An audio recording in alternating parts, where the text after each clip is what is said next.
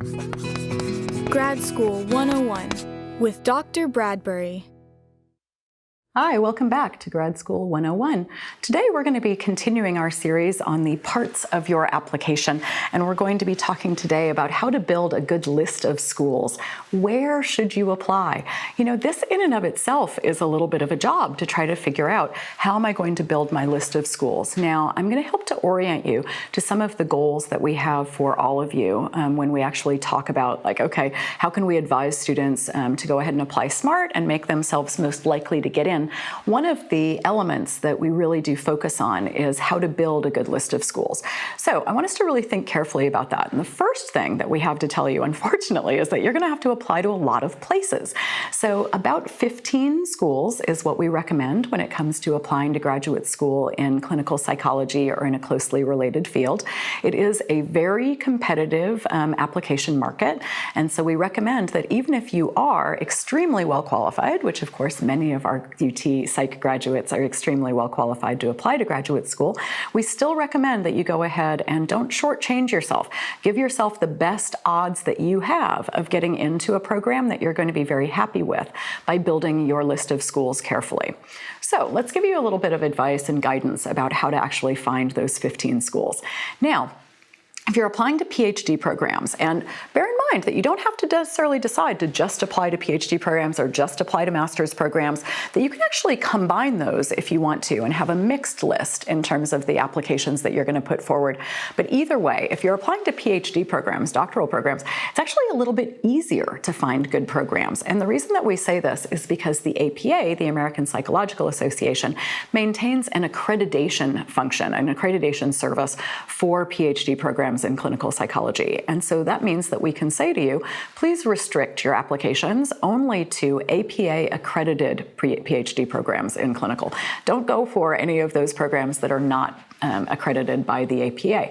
This also means, because there is a list of accredited programs out there, this also means that it's relatively easy to search for APA accredited PhD programs. You can find them, and you can find them on the APA website. You can also find them in a variety of different books. There is a book called The Insider's Guide to Graduate Programs, Doctoral Programs in Clinical and Counseling Psychology, that I often recommend to people.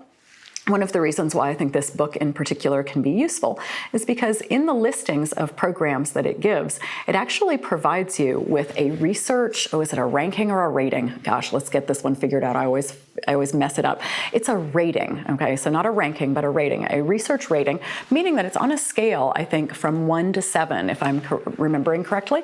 And 7 represents the most research-oriented doctoral programs on the list, and a 1 represents the least research-oriented doctoral programs on that list. And they go through and they actually have every single program has been given a particular rating when it comes to research orientation.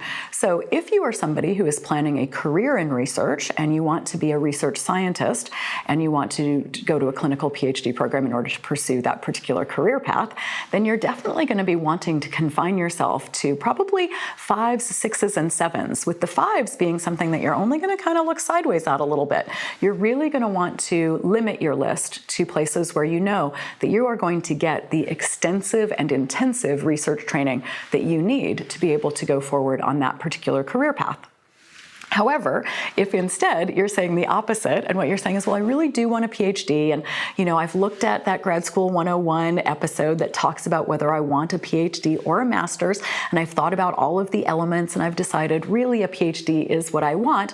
However, I primarily want to use it to do clinical practice or program development or other kinds of applied services in practice with a license, as opposed to doing research. If that's you, then probably all of those programs that are very, very research-oriented, those 6s and 7s, are not going to be the ideal fit for you. But take heart, don't worry. This doesn't necessarily mean that a PhD would be inappropriate for you. It just means that we want to come down that rating list just a little bit, right? And see if you can find yourself more in the 4s and 5s kind of category, right? a couple of 3s. Now, I gotta say, below about a 3, if we're talking about 1s and 2s, I don't trust it. Now, maybe that's just me. I'm very definitely scientifically oriented as a psychologist, and even though I am a practitioner, as you know, I really do believe that it's important for us to be using the empirical research base as what drives us as clinicians in terms of the decisions that we make and how we treat. So I tend to be a very scientifically oriented clinician. If that's true for you, then definitely you're going to be wanting to think about still staying in the middle of that range. And if you end up with the 1s or 2s, I'm really not even sure exactly what that would look like, right? Like, what is a clinical psychology PhD program that is so down on research that they'd be like, nah, we completely de-emphasize that. I'm not sure what that would look like, but I don't trust the quality of that for you. So make sure that you're kind of aiming in that middle ground if in fact what you're looking for is a PhD that's going to emphasize clinical. Now, as you start to build your list, it's okay to use geography at least a little bit.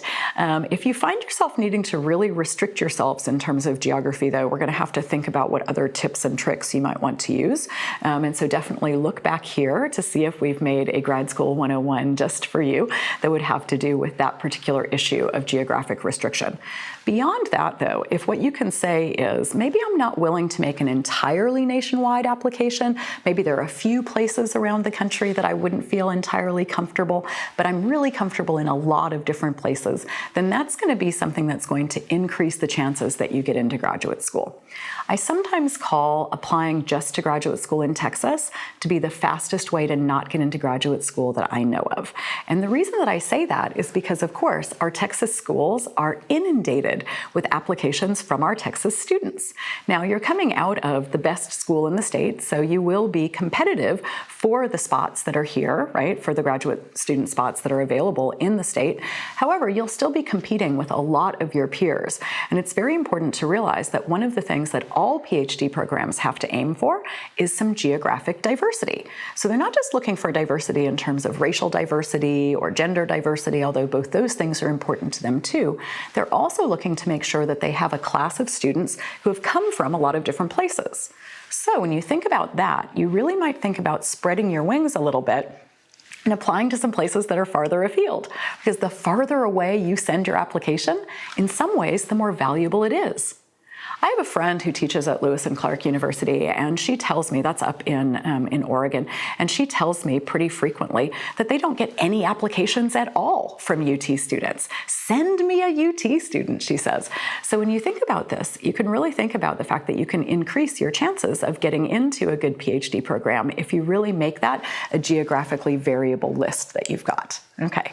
Now, of course, if you have been pursuing the credentials that you need to be able to be really competitive to get into a PhD program in clinical, you will already have been working with someone that you might call your research mentor, somebody who has been mentoring you around issues having to do with research. We've probably been working in their research lab, that kind of thing. Hopefully, the graduate student or the professor who's working above that graduate student will already have told you that one of the ways that you get into graduate school, especially for doctoral programs, is through matching with your research interests. So you're going to be looking for faculty members who are also interested in taking a student in this particular round of applications, and those people need to think to themselves when they read your application, they need to think, ooh, this person is really interested in what I'm interested in. I bet they are going to do a great job working in my lab on this project or that project. So a lot of the time, you're going to be wanting to find faculty members that have a lot in common with you when it comes to your research interests. Now, if you're somebody who's sitting there thinking to yourself, I don't have any research interests. I don't know what that means. If that's you, there are a couple of things that we really want to think about doing. One of them is getting you a little bit of research experience, because even if you're applying to PhD programs in order to become a clinician and you're applying to more clinically oriented clinical PhD programs, they're still going to want to see that you are comfortable with research, familiar with research, and willing to do research while you're in graduate school. So probably getting yourself a little bit of research experience would be a good idea. And then the other thing that we want you to to remember is that probably a lot of your clinical interests could count as research interests too. What is it in terms of problems of living and mental health disorders? What is it that you're really interested in? And if in fact you find yourself like very interested in anxiety, for example, it could be that you're also interested in how it is that we develop those treatments for anxiety and how it is that we get better and better at actually treating that particular problem. Well, that's research. So know that you probably are more interested in clinical research than you even realize. So that's definitely a way to help get you started in terms of the list of schools that you want to be thinking about. If you're applying to master's degrees are even trickier, I think, to find and establish a really nice list of schools, partly because there is no large accrediting body that uniformly accredits all of the master's programs that you might be interested in. And so there isn't any kind of omnibus list where we would be able to say like, oh, go to this list and look through all the master's programs.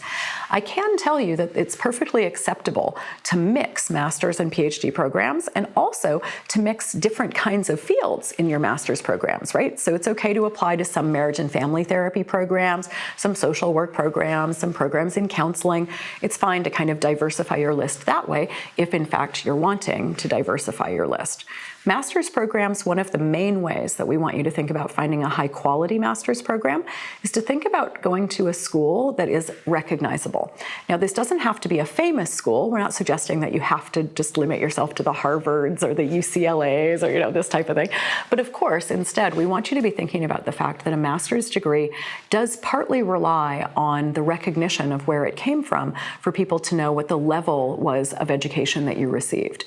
So you want to make sure that you're applying to master's programs in places that you would say, oh yeah, I recognize that. That's the University of Kansas.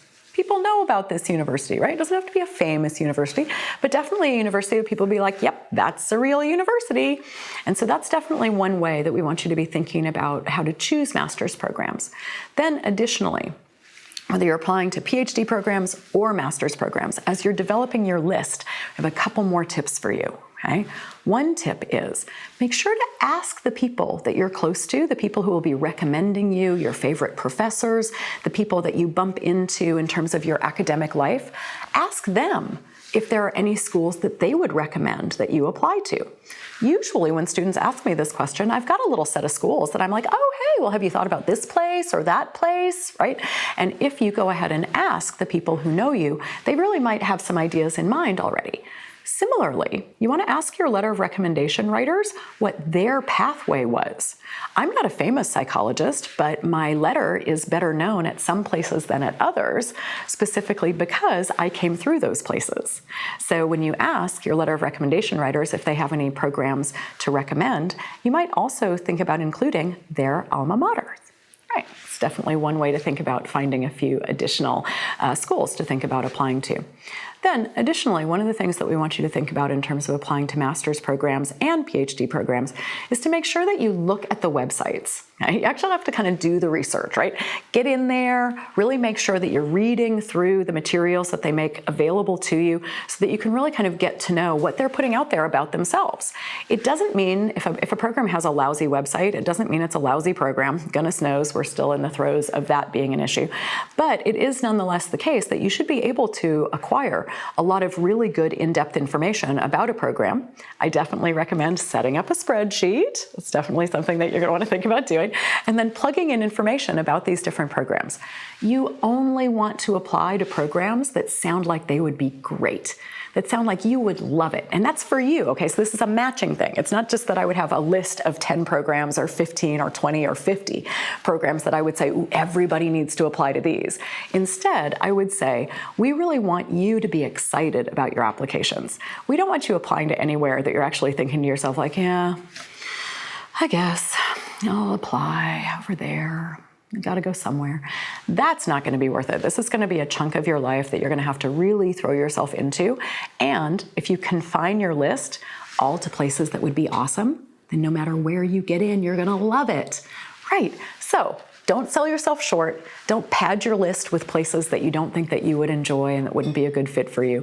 And instead, make sure that you're actually taking advantage of the fact that we have thousands of possible programs to apply to in making yourself a really good list that you can feel really good about.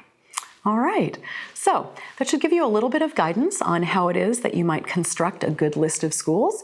Please don't hesitate to ask me or other faculty members in the department to help review your list. This is definitely something that we do pretty often. So feel free to bring me a list or bring the advisors a list, and we'll have a look at it for you also.